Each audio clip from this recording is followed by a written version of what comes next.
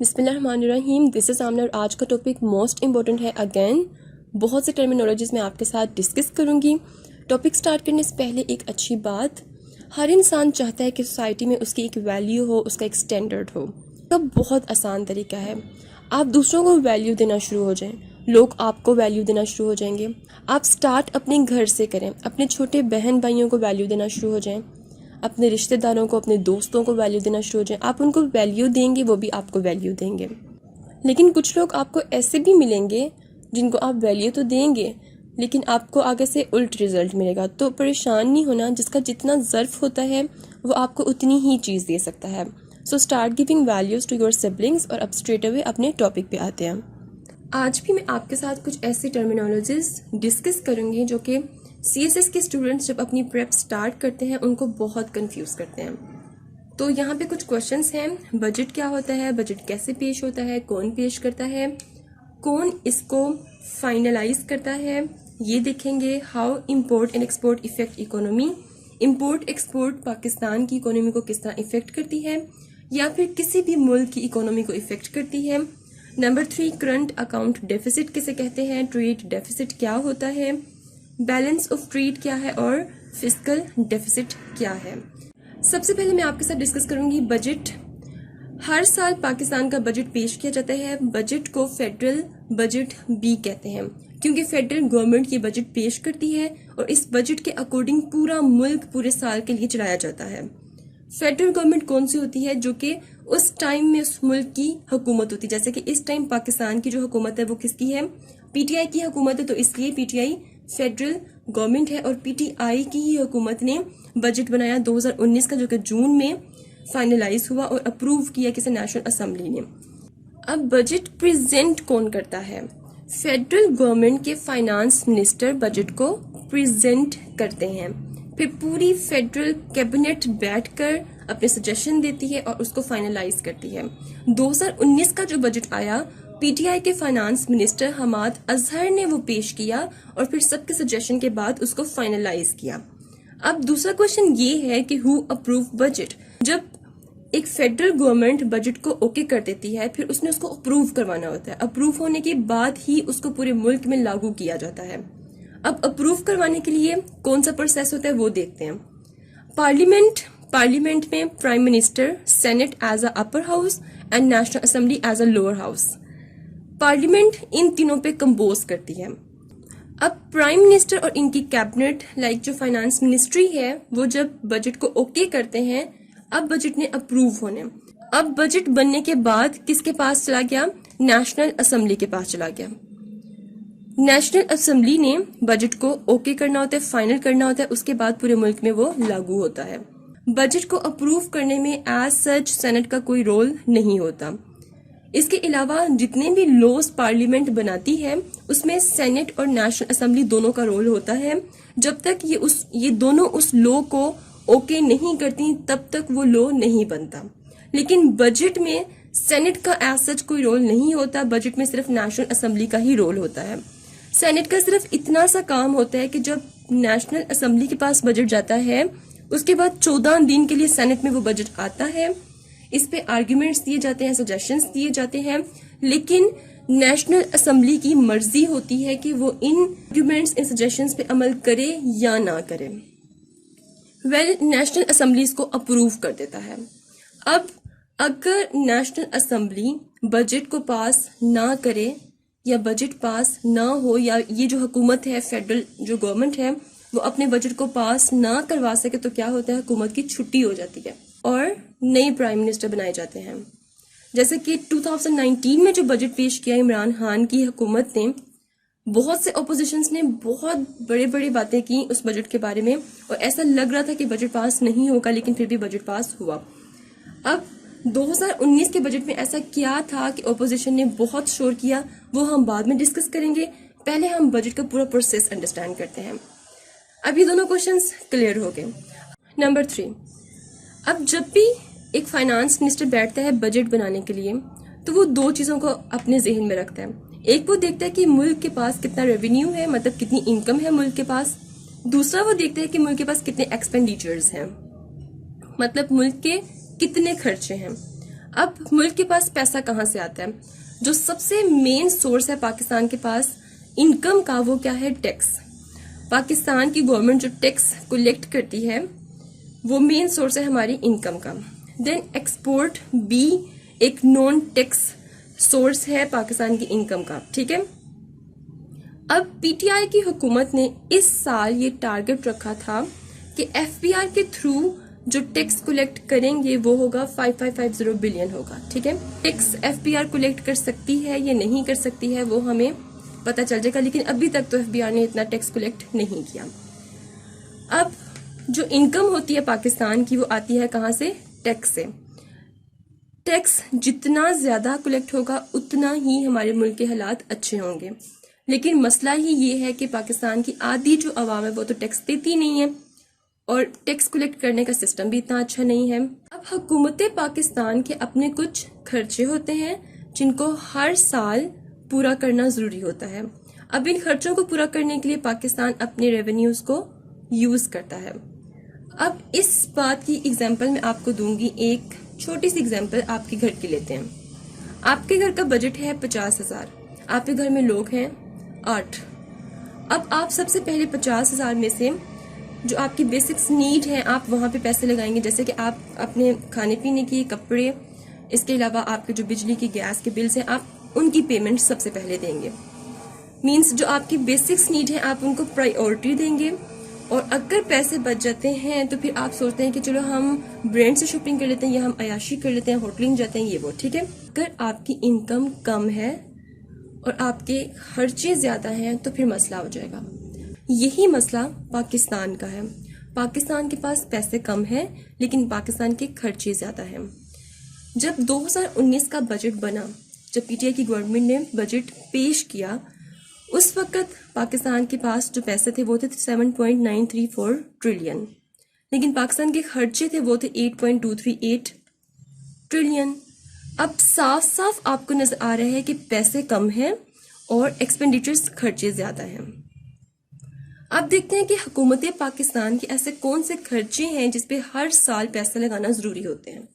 सबसे पहले जो पाकिस्तान के पास पैसे होते हैं, पाकिस्तान सबसे पहले कोशिश करते हैं कि जो आपने कर्ज अदायगी करनी है ना, उसमें से 3,000 बिलियन साइड पे कर लें, जो तकरीबन हमारी इनकम का 50% है, जो हमारे कर्जों में ही चला जाता है।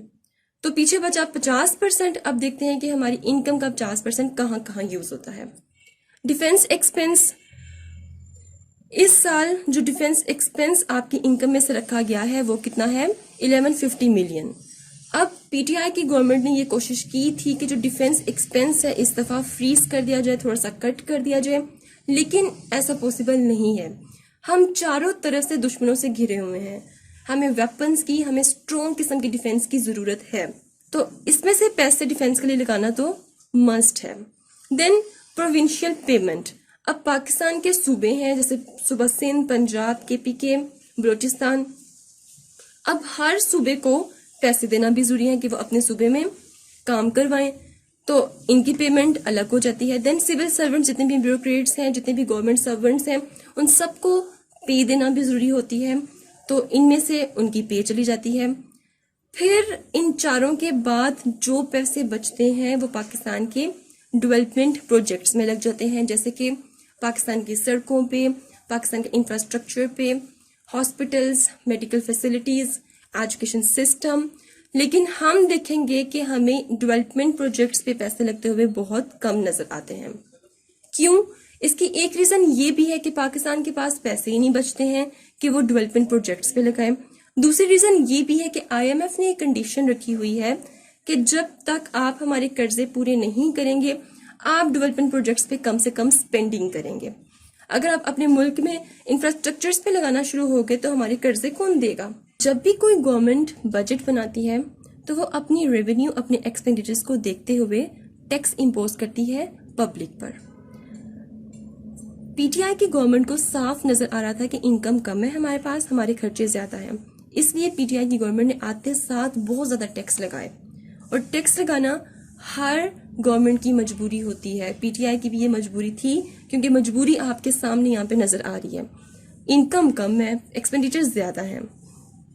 अब क्वेश्चन ये रेज होता है कि ये जो टैक्स कलेक्ट होता है क्या ये मिसमैनेजमेंट यानी करप्शन की नजर हो जाता है या फिर सही पर्पस में यूज होता है। देखें, अगर जितना भी टैक्स कलेक्ट होता है अगर वो सारा का सारा सही पर्पस के लिए यूज होता तो आज हमारा मुल्क किसी अच्छी कंडीशन में होता। ऑफ कोर्स पहले तो टैक्स सही तरह से कलेक्ट ही नहीं होता, क्योंकि पीटीआई की गवर्नमेंट से पहले जो ताजिर थे वो टैक्स पे ही नहीं करते थे। जो इलीट क्लास है वो चोर रास्ते इख्तियार करती है टैक्स ना पे करने के लिए। फंसता कौन है? गरीब फंसता है, मिडिल क्लास फंसती है। तो टैक्स कलेक्शन मैनेजमेंट बेहतर होनी चाहिए। फिर दूसरी बात ये कि जो टैक्स कलेक्ट होता है वो करप्शन की नजर भी कुछ हद तक होता है। तीसरी बात ये कि जो टैक्स कलेक्ट होता है वो इतना गवर्नमेंट के पास पहुंचता है कि हमारा ये जो एक डेफिसिट आ रहा है ये पूरा ही नहीं हो सकता है। पाकिस्तान के बजट की एक प्रॉब्लम है, पाकिस्तान का रेवेन्यू कम है, पाकिस्तान के एक्सपेंडिचर्स ज्यादा हैं। जब रेवेन्यू और एक्सपेंडिचर में डिफरेंस होता है तो एक खसारा क्रिएट होता है। इस खसारे को कहते हैं डेफिसिट, फिस्कल डेफिसिट इसको कहते हैं। इस टाइम पाकिस्तान का जो फिस्कल डेफिसिट है वो है 3.15 ट्रिलियन। जितना फिस्कल डेफिसिट ज्यादा होता है उतना ही एक मुल्क को कर्जा लेना पड़ता है। अगर आपके पास इनकम ज्यादा होगी, आपके एक्सपेंडिचर्स कम होंगे, तो आपको क्या जरूरत होगी, आप किससे कर्जा लोगे। लेकिन अगर आपके पास पैसे ही नहीं होंगे और आपकी बेसिक्स नीड्स पूरी नहीं हो रही, और अगर आप बेसिक्स नीड्स पूरी नहीं करोगे तो आपका मुल्क तो तबाह हो जाएगा। तो इन बेसिक्स नीड्स को पूरा करने के लिए पाकिस्तान को मजबूरन कर्जा लेना पड़ता है, और जितना ये डिफरेंस ज्यादा होगा उतना ही ज्यादा फिस्कल डेफिसिट होगा, उतना ज्यादा कर्जा एक मुल्क को लेना पड़ेगा। स्टूडेंट्स ये भी क्वेश्चन करते हैं कि जो इतनी एड आती है पाकिस्तान को, जो इतने लोन लेता है वो कहाँ जाता है, क्या वो करप्शन की नजर हो जाते हैं। लेकिन ठीक है, कुछ हद तक करप्शन की नजर भी होते होंगे, लेकिन पाकिस्तान के एक्सपेंडिचर बहुत ज्यादा है, खर्चे बहुत ज्यादा हैं, जिसकी वजह से पाकिस्तान लोन लेता है और उनको वहां पे लगाता है। Now it's clear to you Pakistan का बजट कौन बनाता है, कौन इसे फाइनल करता है, कौन इसे प्रूव करता है, पाकिस्तान के बजट में क्या चीज ज्यादा है क्या कम है, फिस्कल डेफिसिट कितना ज्यादा है पाकिस्तान में, पाकिस्तान कर्जे क्यों लेता है, पाकिस्तान टैक्स क्यों लगाता है, पाकिस्तान जो कर्जे लेता है वो पाकिस्तान अपने खर्चे पूरे करने पर ही लगा देता है। तो अब बात करते हैं बजट 2019 की, कि 2019 में जो बजट आया जिसकी वजह से हम अभी तक बहुत महंगाई फेस कर रहे हैं वो कैसा था, और आगे उसकी वजह से क्या फेस करना पड़ेगा वो देखते हैं। दो एस्पेक्ट हैं इस बजट के, एक है अच्छा भी है और एक है बुरा भी है। अच्छा क्यों है? अच्छा इस तरह से है कि इस बजट में जो इलीट क्लास है, जो अमीर लोग हैं, उन पे प्रेशर लगाया गया है। मींस वो टैक्स पे करेंगे, उनको हर हाल में टैक्स पे करना पड़ेगा, लेकिन अगर वो चोर रास्ते इख्तियार नहीं करते तो ये बजट उस वक्त ही कामयाब होगा, उस वक्त ही गुड कंसिडर किया जाएगा अगर ये बजट इलीट क्लास से टैक्स कलेक्ट करने में कामयाब हो जाता है तो। देन बैड इस एस्पेक्ट में है कि ये जो गरीब है उनके लिए बहुत तकलीफदेह होगा, क्योंकि महंगाई बहुत ज्यादा बढ़ जाएगी। यस, मिडिल क्लास के लिए एज वेल बहुत ज्यादा ये तकलीफदेह होगा। किस तरह? देखें, अब पीटीआई की हुकूमत ने ये पॉलिसी निकाली है कि जिसकी इनकम 50,000 से ऊपर होगी उसको इनकम टैक्स पे करना पड़ेगा। इनकम टैक्स क्या होता है already I explain you in previous lecture, लेकिन फिर भी एक्सप्लेन कर देती हूँ। इनकम टैक्स क्या होता है कि ऐसी इनकम पर टैक्स गवर्नमेंट रिसीव करती है जो कि गवर्नमेंट के नॉलेज में होती है। जैसे कि आपकी पे गवर्नमेंट देती है तो गवर्नमेंट को पता होता है कि आपकी इतनी पे है। इसके अलावा अगर आपका एक घर है और आपने उसके डिफरेंट पोर्शंस रेंट पर दिए हुए हैं और गवर्नमेंट को नहीं पता कि आपके घर के इतने पोर्शंस रेंट पर हैं, और वो जो पैसे आते हैं वो आप अपने पास रखते हैं, उसमें से आपको कोई भी टैक्स पे नहीं करना पड़ता। तो ऐसी वैल्यू जिसका इल्म हुकूमत को होता है उस पे आपको टैक्स पे करना, और वो इनकम टैक्स होता है। अब पीटीआई की हुकूमत की पॉलिसी है कि जिसकी पे 50,000 से ऊपर होगी उसको टैक्स पे करना पड़ेगा, जिसकी 50,000 से कम होगी उसको टैक्स पे नहीं करना होगा। तो इलीट क्लास की तो पे ही 3, 4, 5, 6 लाख होती है, लेकिन जो मिडिल क्लास है उनकी 60,000 अगर हुई, 70,000, 80,000 हुई तो उनके लिए तो बड़ा मसला हो जाएगा। एक तरफ उनकी जो इनकम है वो नीचे गिरेगी, दूसरी तरफ जो महंगाई है वो बढ़ेगी। कहते हैं ना कि सुकून का सांस नहीं आएगा ना गरीबों को और ना ही मिडिल क्लास को। एलीट क्लास तो बर्दाश्त कर लेगी, उनके पास इतना पैसा होता है कि वो बर्दाश्त कर सकते हैं। तो ये जो बजट है ये एक तरह से पीस कर रख देगा मिडिल क्लास को और गरीबों को। अब पाकिस्तान के बजट को दो तरह की प्रॉब्लम्स को सामना करना पड़ता है। एक होता है डोमेस्टिक पॉलिटिक्स, एक है जी इंटरनेशनल पॉलिटिक्स। अब जब भी बजट आता है तो हमेशा अपोजिशन जो से है वो कहते हैं कि नहीं, हमें बजट एक्सेप्टेबल नहीं है, बजट कैंसिल करो, बजट कैंसिल करो। इस दफा भी पीटीआई की गवर्नमेंट ने जब बजट पेश किया तो यही सब बोले कि हमें बजट एक्सेप्टेबल नहीं है। देखिए, पाकिस्तान की जो पॉलिटिक्स है ना वो बहुत अनस्टेबल सी है। पाकिस्तान में बहुत पॉलिटिकल अनस्टेबिलिटी एग्जिस्ट करती है जो कि नहीं होनी चाहिए। जब तक आपको ऑपोजिशन की सपोर्ट नहीं मिलती आपका बजट कभी भी कामयाब नहीं हो सकता है। और मैं ये नहीं कहूँगी कि इमरान खान की हुकूमत बहुत रिवेंज किस्म की है, कुछ हद तक है भी, वो अब देखते हैं किस तरह। देखिए, जब आप एक ही बात करोगे, इमरान खान सिर्फ एक ही बात करते हैं, वो ये करते हैं कि मैं करप्शन करने वालों को नहीं छोड़ूंगा, नहीं छोड़ूंगा, नहीं छोड़ूंगा। आपके ख्याल से क्या कभी नफरतों से हुकूमतें चलती हैं? और क्या पाकिस्तान के सिर्फ एक ही मसला है करप्शन? ठीक है, आप इसको पॉलिटिकल एजेंडा के तौर पे उठा रहे हो, अच्छी बात है, लेकिन हर अखबार की हेडलाइन में सिर्फ यही होता है कि मरियम नवाज को अरेस्ट कर लिया गया है, नवाज शरीफ को अरेस्ट कर लिया गया है, जरदारी साहब को अरेस्ट कर लिया गया है। क्या पाकिस्तान का मसला सिर्फ करप्शन ही था? पाकिस्तान का कोई और मसला नहीं था? तो बजाय ये कि इमरान खान सिर्फ एक ही चीज के पीछे लग जाए और आप ये जो नफरतों से भरा हुआ एटीट्यूड शो कर रहे हैं, इसकी बजाय अगर ओपोजिशंस को अपने साथ खड़ा करेंगे और बजट को आगे लेके जाएंगे तो बजट कामयाब भी होगा।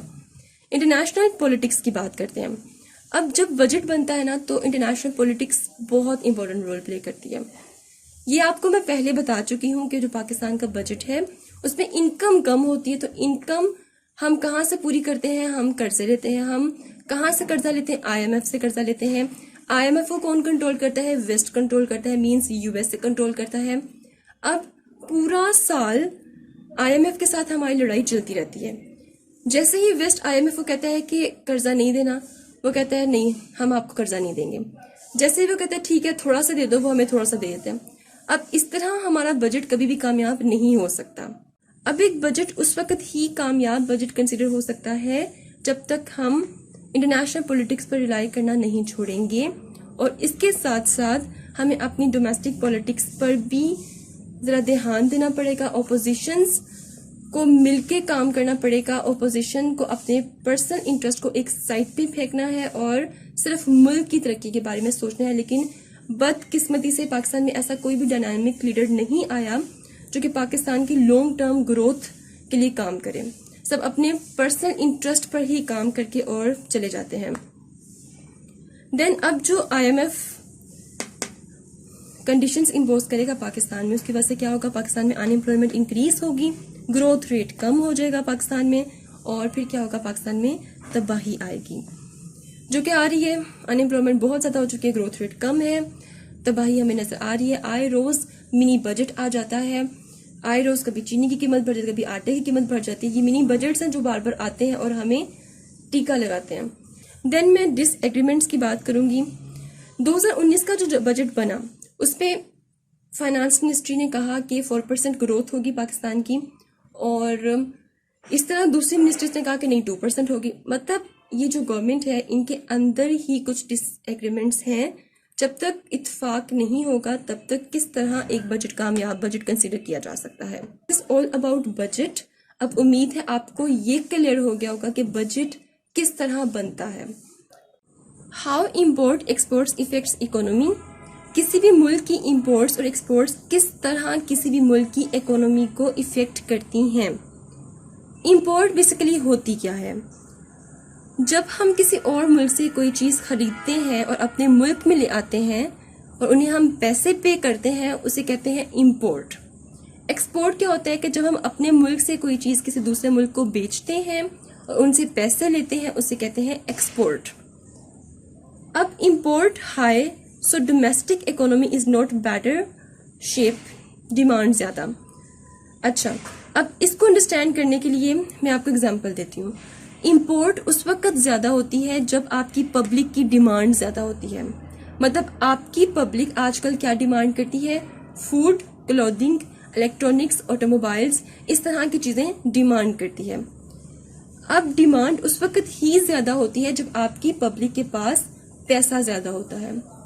मीन्स लोगों के पास इतना पैसा होता है कि वो बाहर की चीज़ें अफोर्ड कर सकें, तभी एक मुल्क इंपोर्ट करता है।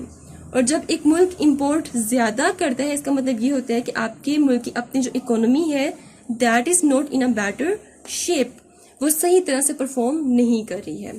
क्योंकि इंपोर्ट में हमें पैसे देने पड़ते हैं, हमें कुछ भी नहीं मिलता, हमें सिर्फ वो चीज़ें मिलती हैं जो हम इंपोर्ट करते हैं, हमें पैसे नहीं मिलते, हमें डॉलर्स नहीं मिलते, और हमें डॉलर्स की बहुत ज़रूरत है। देन एक्सपोर्ट की बात करते हैं। एक्सपोर्ट जब ज़्यादा होती है, इसका मतलब ये होता है कि आपके मुल्क की ट्रेड अच्छी है, सरप्लस है, इंडस्ट्रियल आउटपुट भी आपका अच्छा है, आपकी जो इंडस्ट्रियल बेस है वो स्ट्रॉन्ग है, मोर एम्प्लॉयमेंट, आपके मुल्क में एम्प्लॉयमेंट भी अच्छी है, and inflow of foreign money, और आपके मुल्क में फॉरेन मनी का इनफ्लो भी है। अब जब एक मुल्क में इतनी अच्छी अच्छी चीज़ें हो रही होंगी, it's mean your economy is doing better, आपकी इकोनॉमी अच्छा परफॉर्म कर रही है। लेकिन अगर आपकी एक्सपोर्ट कम होगी तो क्या होगा? Your economy is not doing better. Then healthy economy किसे कहते हैं? जिसमें आपकी एक्सपोर्ट ज्यादा हो और इंपोर्ट आपकी कम हो। अब देखते हैं कि पाकिस्तान की क्या सिचुएशन है।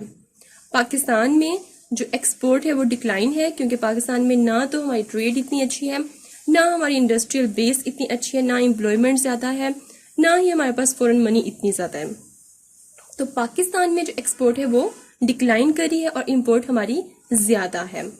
जैसे कि पाकिस्तान की जो एक्सपोर्ट है वो 81 बिलियन डॉलर्स, इतने हम अपनी एक्सपोर्ट से कमा रहे हैं, और अपनी इंपोर्ट में हम कितने पैसे दे रहे हैं? $44.76 बिलियन। तो कितना बड़ा डेफिसिट है। अब जब एक्सपोर्ट डिक्लाइन करती है, अनकम्पेटिटिव होती है और इंपोर्ट ज़्यादा होती है, तो तब हमारे मुल्क को क्या फेस करना पड़ता है? करंट अकाउंट डेफिसिट हमारा बढ़ जाता है। जैसे कि 2015 में जो करंट अकाउंट डेफिसिट था वो था $2.8 बिलियन, और 2018 में जो करंट अकाउंट डेफिसिट वो कितना हो गया? $18.2 बिलियन। कहाँ? 2 बिलियन से 18.2 बिलियन तक 2018 में हमारा डेफिसिट हो चुका था। तो करंट अकाउंट डेफिसिट बेसिकली क्या होता है? जब आपकी एक्सपोर्ट डिक्लाइन करी हो, कम हो, और आपकी इंपोर्ट ज़्यादा हो, मींस आप अपने मुल्क का पैसा जो रेवेन्यू हो वो इंपोर्ट पे लगा रहे हो। ठीक है, मतलब लोगों को पैसा देके और चीज़ें अपने मुल्क में लेके आ रहे हो। लेकिन एक्सपोर्ट मतलब लोगों से पैसा कमा नहीं रहे हो आप, तब आपके मुल्क में करंट अकाउंट डेफिसिट आएगा। अब जब पीपीपी की हुकूमत थी, मतलब कि जब जरदारी साहब की हुकूमत थी, तब जो करंट अकाउंट डेफिसिट था वो था $3 बिलियन। फिर जब मियां नवाज शरीफ की हुकूमत आई, तब करंट अकाउंट डेफिसिट कितना हो गया? $15 बिलियन, क्योंकि इन्होंने ज़्यादातर पैसे किस पे लगाए? इंपोर्ट पे लगाए, एक्सपोर्ट पे नहीं लगाए, एक्सपोर्ट अपनी अनकम्पेटिटिव रखी। फिर जब पीटीआई की हुकूमत आए तो वो पीटीआई कहते हैं कि हमारा जो करंट अकाउंट डेफिसिट है वो 18 बिलियन था। अब 15 बिलियन था या 18 बिलियन था, ये आप नेट से कंफर्म कर लीजिए। Now what is trade deficit? Trade deficit क्या होता है? When import higher than export, trade deficit occur. जब इंपोर्ट ज्यादा हो, एक्सपोर्ट कम हो, तो ट्रेड डेफिसिट अकर होता है। अब जब trade deficit continuously increasing and increasing, trade deficit जब बढ़ता जाएगा तो क्या होगा कि आपकी डोमेस्टिक करेंसी पे इफेक्ट करेगा। किस तरह से इफेक्ट करेगा? कि आपकी जो डोमेस्टिक करेंसी है वो डी वैल्यू होना शुरू हो जाएगी।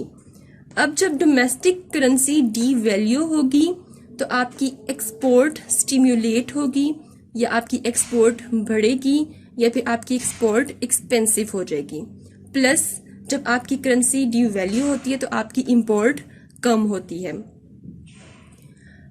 ये बात आपने अच्छी तरह से जहन में रखनी है कि जब भी आपकी करेंसी डिवैल्यू होती है तो आपकी एक्सपोर्ट बढ़ती है, आपकी इंपोर्ट कम होती है। पाकिस्तान की लास्ट ईयर जो करेंसी है वो 30% डिवैल्यू हुई। अब होना तो ये चाहिए था कि पाकिस्तान की एक्सपोर्ट बढ़ती, लेकिन पाकिस्तान की एक्सपोर्ट नहीं बढ़ी, मतलब जस्ट 1% बढ़ी होगी। लेकिन पाकिस्तान में जो इंपोर्ट थी वो गिरी थी, लेकिन उसके बावजूद भी पाकिस्तान की एक्सपोर्ट नहीं बढ़ी। शॉर्ट टर्म पे कभी भी एक्सपोर्ट नहीं बढ़ती है। अब पीटीआई की गवर्नमेंट का ये टारगेट था कि हम इस साल $15 बिलियन अपनी एक्सपोर्ट बढ़ाएंगे, लेकिन नहीं बढ़ी। अब ये क्या फिनोमेना है, क्या आपको इसके समझ आई है? इसको जरा समझते हैं। यहाँ पे मैं कह रही हूँ कि अगर ट्रेड डेफिसिट बढ़ता रहेगा तो एक कंट्री की करेंसी डीवैल्यू होना शुरू हो जाएगी। करेंसी डीवैल्यू होती है तो क्या होता है कि एक्सपोर्ट ज्यादा इंपोर्ट कम होती है। ऐसा उन मुल्कों में होता है जिनकी इंडस्ट्रियल बेस बहुत लार्ज हो, बहुत स्ट्रॉन्ग हो, जिनकी जो इकोनॉमी हो वो एक्सपोर्ट बेस्ड हो। लेकिन पाकिस्तान को डीवैल्यूएशन से कोई फायदा नहीं होता।